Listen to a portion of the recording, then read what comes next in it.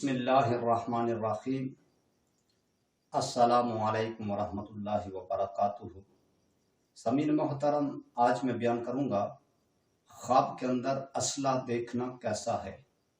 سامعین محترم، اگر آپ کسی بھی قسم کی خواب کی تعبیر جاننا چاہتے ہیں، معلوم کرنا چاہتے ہیں، تو سب سے پہلے امت کی اصلاح چینل کو سبسکرائب کر لیں اور ساتھ لگے گھنٹی کے بٹن کو آل میں سلیکٹ کر لیں تاکہ میری ہر نئی آنے والی ویڈیو سب سے پہلے آپ تک پہنچ سکے، سب سے پہلے آپ کو موصول ہو سکے۔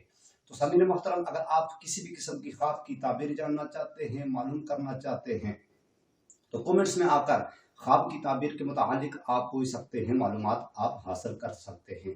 سامعین محترم، اب بغیر ٹائم ضائع کیے خواب کی تعبیر کی طرف آتے ہیں کہ خواب میں اصلہ دیکھنے کی کون کون سی صورتیں ہیں، کون کون سی تعبیریں ہیں۔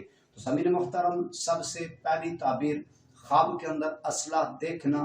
اگر کوئی شخص یہ خواب دیکھے کہ اس نے خواب کے اندر اصلہ دیکھا ہے، خواب کے اندر اصلہ دیکھنا، اس کی تعبیر یہ ہے کہ دشمن پر قوت اور غلبہ پانے کی دلیل ہے۔ دشمن پر قوت اور غلبہ پانے کی دلیل ہے اور بیماریوں سے نجات حاصل ہونے کی بھی علامت ہے۔ دوسری تعبیر اصلہ اپنے پاس دیکھنا۔ اگر کوئی شخص یہ خواب دیکھے کہ اس نے خواب کے اندر یہ دیکھا کہ اصلہ اس کا اپنے پاس ہے، اصلہ اپنے پاس دیکھنا، اس کی تعبیر یہ ہے کہ گاؤں یا شہر کا حاکم مقرر ہوگا، پیشوا یا سردار ہوگا، پیشوا یا سردار ہوگا۔ تیسری تعبیر اصلہ چھین لیا گیا ہو۔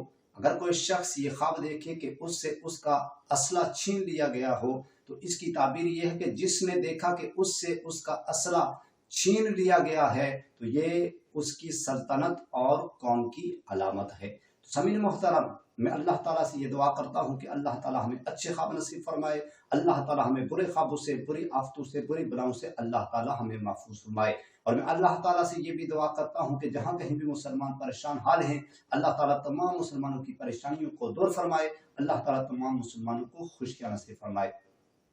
تو سامعین محترم، اگر آپ کو یہ میری ویڈیو اچھی لگی ہو تو آپ نے اس چینل امت کی اصلاح کو سبسکرائب کرنا ہے اور ویڈیو کو لائک کرنا ہے، شیئر کرنا ہے اور کومنٹس میں آ کر خواب کی تعبیر کے متعلق آپ نے اپنی رائے کا اظہار ضرور فرمانا ہے۔ تو سامعین محترم، انشاءاللہ اگلی ویڈیو میں ملاقات ہوگی، تب تک اپنا خیال رکھیے گا، اپنی دعاؤں میں مجھ بندہ ناچیز کو بھی لازمی یاد رکھیے گا۔ تو سامعین محترم، انشاءاللہ ملتے ہیں اگلی ویڈیو میں، تب تک اللہ حافظ۔